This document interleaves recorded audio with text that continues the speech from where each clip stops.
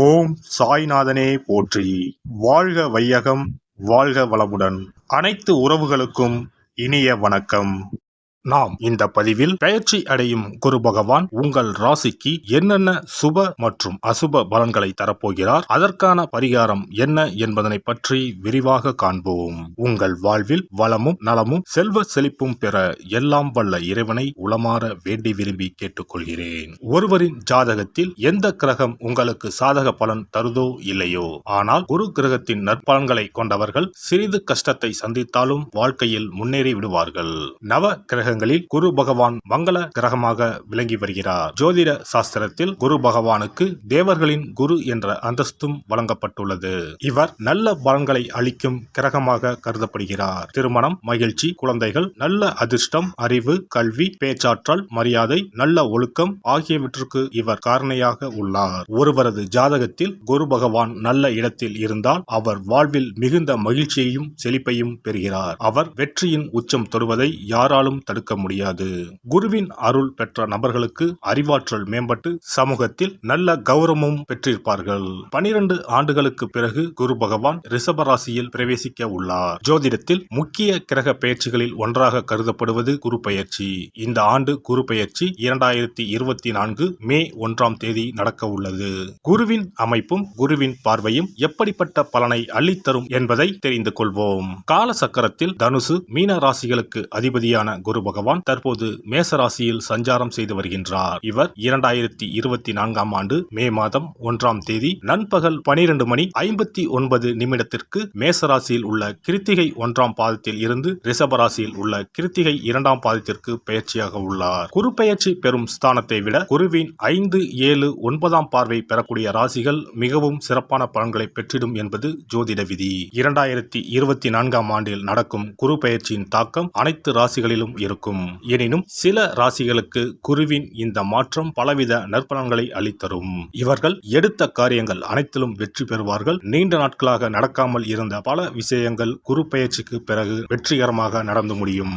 இவர்களுக்கு அதிர்ஷ்டத்தின் ஆதரவு முழுமையாக இருக்கும். இந்த குரு பெயர்ச்சியானது ஒரு சில ராசிக்காரர்களின் வாழ்வை புரட்டி போட போகிறது. துரோகத்தால் பிரிந்த கணவன் மனைவி, சகோதர சகோதரி உறவு ஒன்று சேர போகிறது. நட்பு என்னும் நஞ்சால் உங்கள் உறவை பிரித்த துரோகியை இனம் கண்டு உண்மையான உறவு யார் என்பதனை அறிந்து கொள்வீர்கள். நஷ்டம் மட்டுமே பார்த்த வியாபாரிகள் திடீர் லாபத்தை அடைய உள்ளீர்கள். திடீர் லாட்டரி அடித்தது போல லாபம் இரட்டிப்பாகும். சனி பார்வையினால் ஏற்படும் காம சிந்தனைகள் இந்த குரு பெயர்ச்சியினால் சரியாகும்.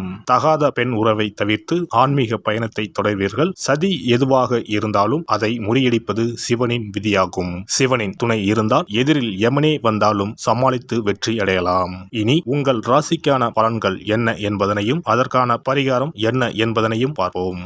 புதன் பகவானை ராசி அதிபதியாக கொண்ட மிதுன ராசி அன்பர்களே, உங்களுடைய ராசிக்கு லாபஸ்தானத்தில் பயணம் செய்யும் குரு பகவான் சித்திரை மாதம் முதல் உங்கள் ராசிக்கு 12ஆம் வீட்டிற்கு வரப்போகிறார். இதனால் நிறைய பண வருமானம் வரும், சுப விரயங்களும் ஆகும். குரு பகவானின் பார்வை உங்கள் ராசிக்கு 4ஆம் வீட்டின் மீது விழுகிறது.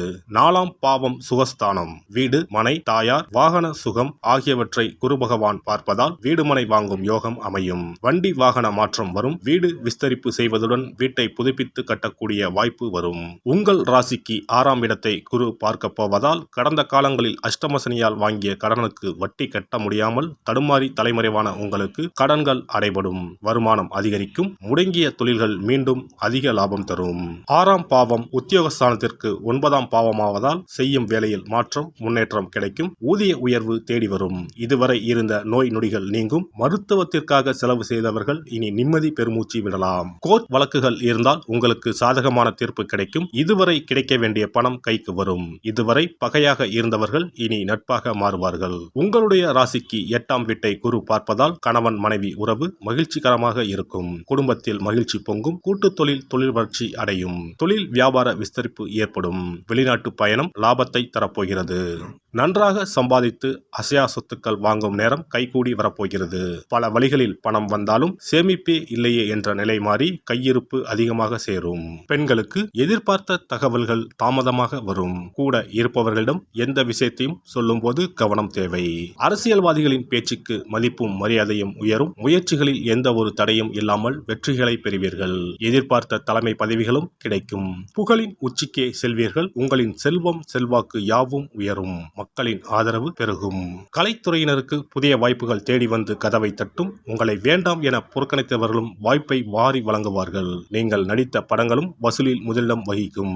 போட்டி பொறாமைகள் விலகும். தடைப்பட்ட பணவரவுகளும் தடைகள் நீங்கி கிடைக்கப்பெறும். வெளியூர் வெளிநாடுகளுக்கு செல்லும் வாய்ப்புகளும் உண்டாகலாம். மாணவர்களுக்கு பாடங்களை படிக்கும் போது மனதை ஒருமுகப்படுத்தி படிப்பது நல்லது. கவனம் சிதறவிடாமல் இருப்பது வெற்றிக்கு வழிவகுக்கும். மிருக சிரிஷம் 3-4 பாதங்கள்.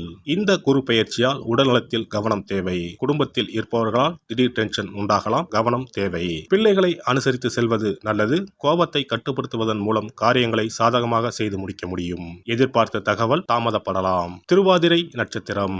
இந்த குரு பெயர்ச்சியால் உங்கள் பேச்சு திறமையால் காரிய வெற்றிகள் உண்டாகும். போட்டிகளில் சாதகமான பலன் கிடைக்கும். சின்ன விஷயங்களால் மனநிறைவு உண்டாகும். மற்றவர்களால் அமைதியின்மை உண்டாகலாம். அடுத்தவர் பேச்சை கேட்பதை குறைப்பது நல்லது. புனர்பூச நட்சத்திரம். இந்த குரு பெயர்ச்சியால் தொழில் வியாபாரத்தில் இருந்த போட்டிகள் நீங்கி விருத்தி அடையும். பொருட்களை வெளியூருக்கு அனுப்பும் போது கவனம் தேவை. உத்தியோகத்தில் இருப்பவர்கள் வேலை பார்க்கும் இடத்தில் கவனமுடன் பழகுவது நல்லது. குடும்பத்தில் இருப்பவர்களுடன் வாக்குவாதத்தை தவிர்ப்பது நல்லது. சிலருக்கு இடமாற்றம் உண்டாகலாம். புதன்கிழமைகளில் நவக்கிரகங்களை வணங்கி புதன் பகவானுக்கு அர்ச்சனை செய்து வழிபடுவது மன அமைதியை தரும். பொருளாதாரத்தை மேம்படுத்தும். குரு பெயர்ச்சி சிறப்பு பரிகாரம். ஜாதகத்தில் குரு நல்ல இடத்தில் இல்லாமல் இருந்தாலோ கோசார ரீதியாக கொடூரமானவராக இருந்தாலோ குரு தோஷம் நீங்க பரிகாரம் செய்ய வேண்டும். தீய பலன்கள் குறையவும் நல்ல பலன்கள் அளவுக்கு அதிகமாக நடைபெறவும் குரு பகவானுக்கு செய்யும் பரிகார முறைகள் உதவும். வியாழக்கிழமை தோறும் தட்சிணாமூர்த்தி வழிபாடு செய்வது சிறப்பான பலன்களை கொடுக்கும். வியாழன் அன்று குரு ஓரையில் நல்ல நேரத்தில் குருவிற்கு உரிய கோலத்தை வடகிழக்கு திசையில் கோலமிட்டு அதன் மேல் முல்லை மலர்கள் பரப்பி குரு எந்திரத்தை வைத்து அதற்கு முல்லை மலர் சூட்டி சந்தன பொட்டிட்டு பொன்னிற தட்டில் கொண்டை கடலை வைத்து தூப தீபம் காட்டி குரு காயத்ரி மந்திரத்தை 108 முறை மன ஒருமையுடன் கூறினால் குருவால் ஏற்பட்ட தீய பலன்கள் விலகும். நல்ல பலன்கள் மேலும் மேலும் அதிகரிக்கும். வியாழக்கிழமை அன்று வீட்டில் நெய் தீபம் ஏற்றி வழிபடுதல். குருவுக்கு உரிய வஸ்திரம் தானியம் கொண்டு வழிபடுதல் நல்லது. வியாழன் அன்று குரு பகவானுக்கு சிறப்பு அபிஷேகம் செய்து மஞ்சள் நிற ஆடை அணிவித்து புஷ்பராகம் வெண் முல்லை மலர்களால் அலங்கரித்து குருவுக்குரிய மூல மந்திரத்தினை ஓதி வணங்கி வர குரு கிரக தோஷம் நீங்கும்.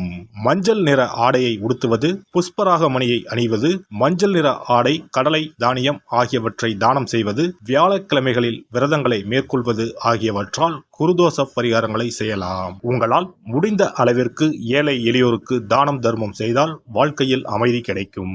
தினந்தோறும் அல்லது வாரத்தில் ஒரு முறையாவது பசுமாட்டிற்கு அகத்திக்கீரை, அருகம்புல், வாழைப்பழம் போன்றவற்றை உணவாக கொடுத்து வருவது ஜாதகத்தில் இருக்கின்ற குரு பகவானின் நிலையை மிக விரைவில் வலிமைப்படுத்தக்கூடிய ஒரு சிறப்பு பரிகாரமாக கூறப்படுகிறது.